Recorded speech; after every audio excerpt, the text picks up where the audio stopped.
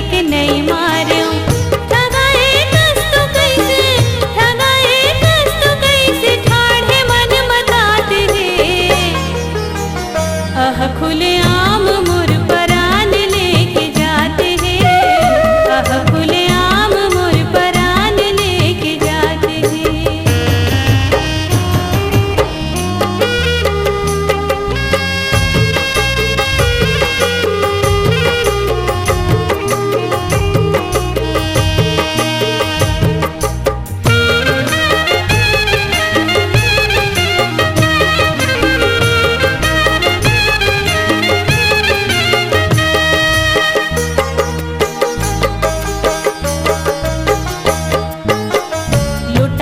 मैं समूह और दुनिया देखते हैं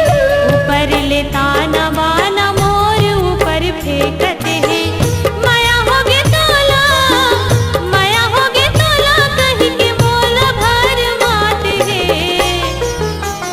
आह खुले आम मुर परान लेके जाते हैं आह खुले आम मुर परान लेके जाते हैं। निर्मोही कनखी देख कैसे मुझ बुझाते हैं आह खुले